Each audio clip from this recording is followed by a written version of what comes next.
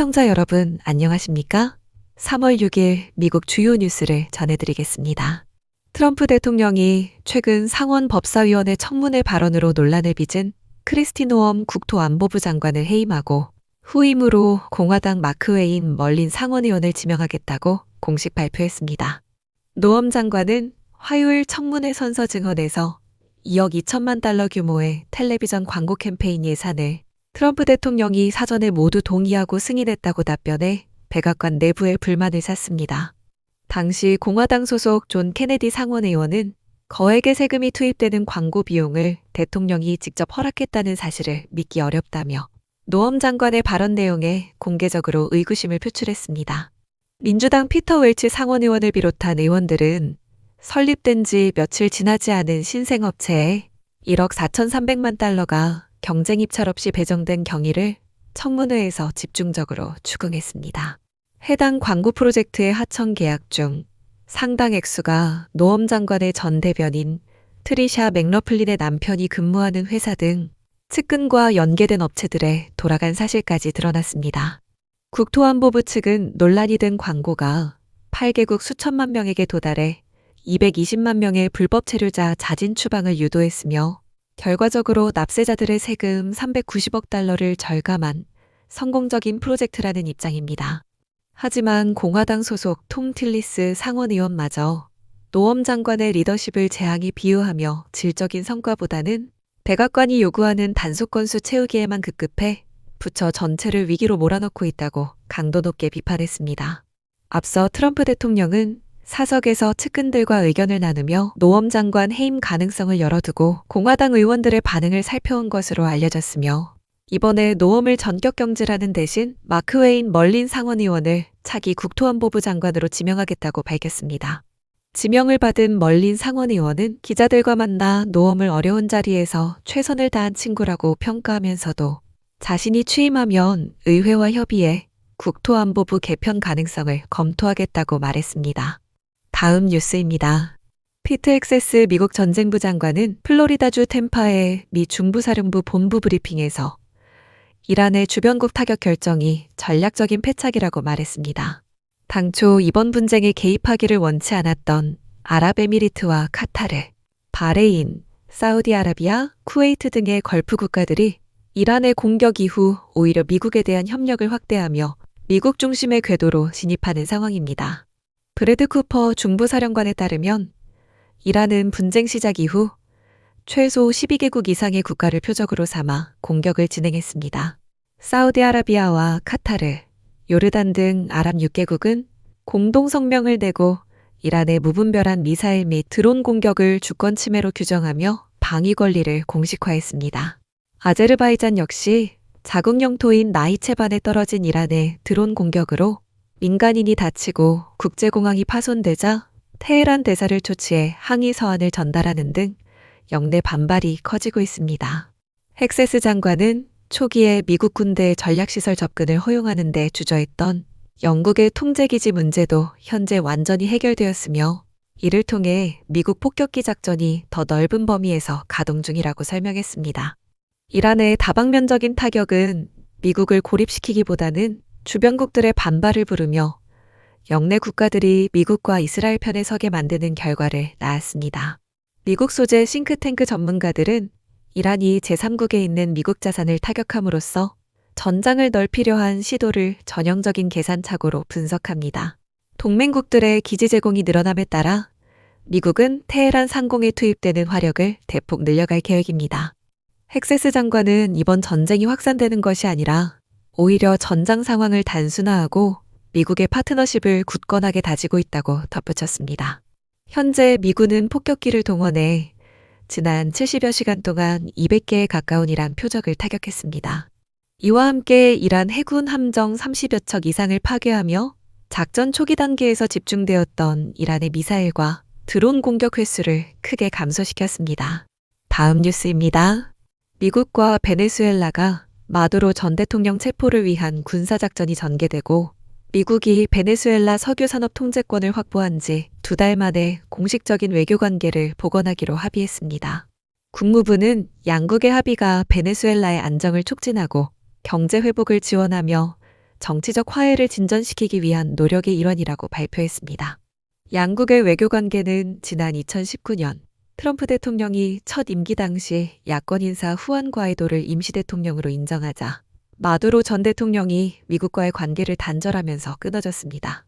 관계 복원 발표는 광업 부문에 초점을 맞춘 더그버검 내무장관의 이틀간의 베네수엘라 방문이 끝나는 시점에 맞추어 이루어졌습니다.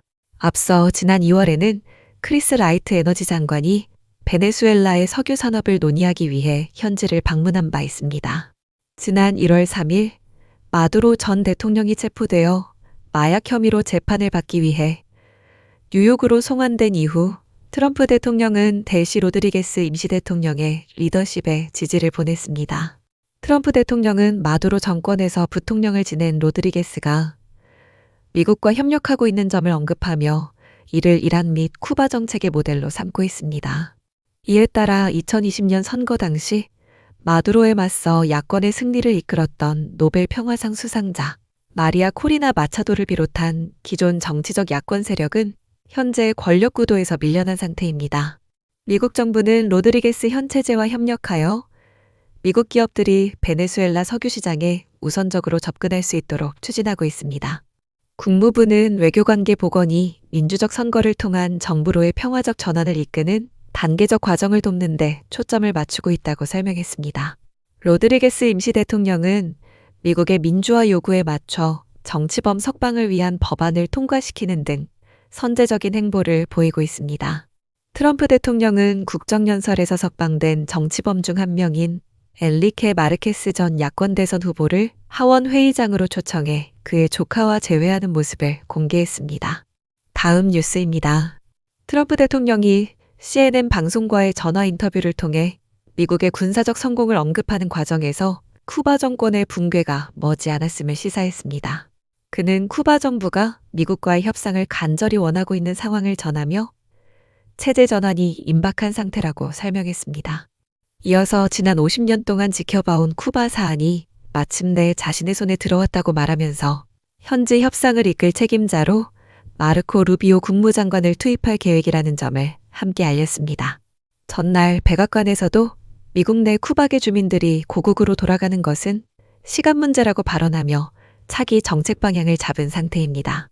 다만 현재 행정부의 최우선 당면 과제는 이란과의 전쟁을 마무리 짓는 것이며 쿠바 정책은 이란 사태 종료 이후에 추진할 핵심 아젠다라는 사실을 거론한 내용입니다.